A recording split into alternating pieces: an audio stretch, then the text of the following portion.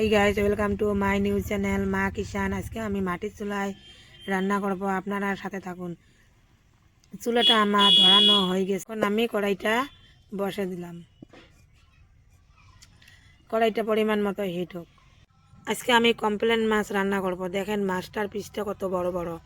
মাছটা আমি ম্যারিনেট করে নেব। এখন সামান্য সামান্য পরিমাণ লবণ দিয়ে আর চামচ হলুদ গুঁড়ো দিয়ে আমি ভালো করে ম্যারিনেট করে নেব। ভালো করে ম্যারিনেট করব। আমার ম্যারিনেট করা হয়ে গেছে। এখন আমি কড়ার মধ্যে সাদা বেলটা দিয়ে দেব।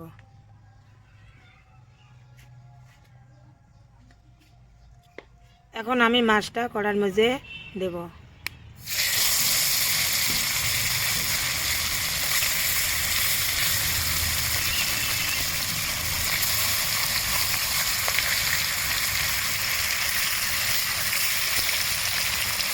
মাছটা আমার হাফ ভাজানো হয়ে গেছে, এখন আমি উল্টে দেব।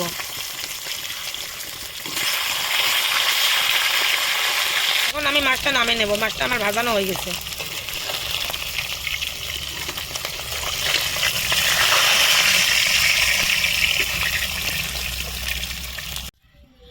আজকে আমি ফুলকপি দিয়ে মাছ রান্না করবো, পাতলা ঝোল বানাবো। আমি ফুলকপিটা কেটে নিয়েছি, এখন আমি সামান্য বয়েল করে নেব।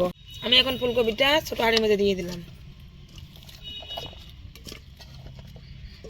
আমার কপিটা বয়েল করা হয়ে গেছে, এখন আমি নামিয়ে নেব।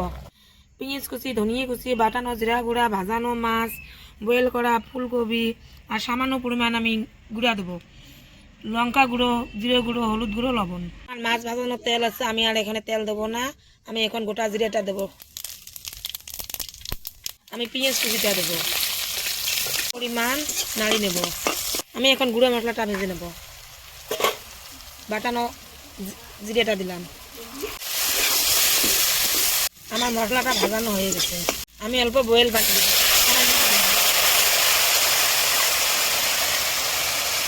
আমার মশলাটা কষানো হয়ে গেছে, আমি মাছটা বেশি কষাবো না, ভাজানো মাছটা সামান্য কষাবো। আমার মাছটা কষানো হয়ে গেছে, আমি নামে নেব।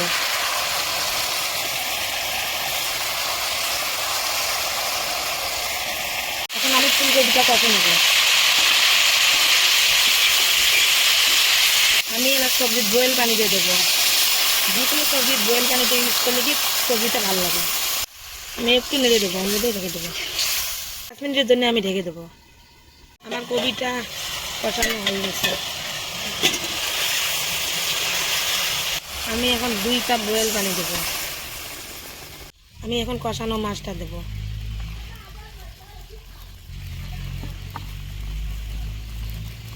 আমি এখন ধনিয়া কুচিটা দেব। আমি এখন 5 মিনিটের জন্য ঢেকে দেবো।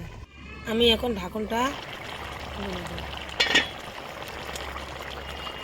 আমি সামান্য পরিমাণ জিরা গুঁড়ো দেবো। আমি সামান্য পরিমাণ নেড়ে দেবো। আমি তরকারিটা এখন নেমে নেবো। আমার তরকারি রেডি। আমার মাছের রেসিপি রেডি। কে কে মাটির চুলে রান্না করতে ভালোবাসেন আমাকে কমেন্ট করে বলবেন। ভিডিওটা ভালো লাগলে লাইক, কমেন্ট, শেয়ার, সাবস্ক্রাইব করবেন।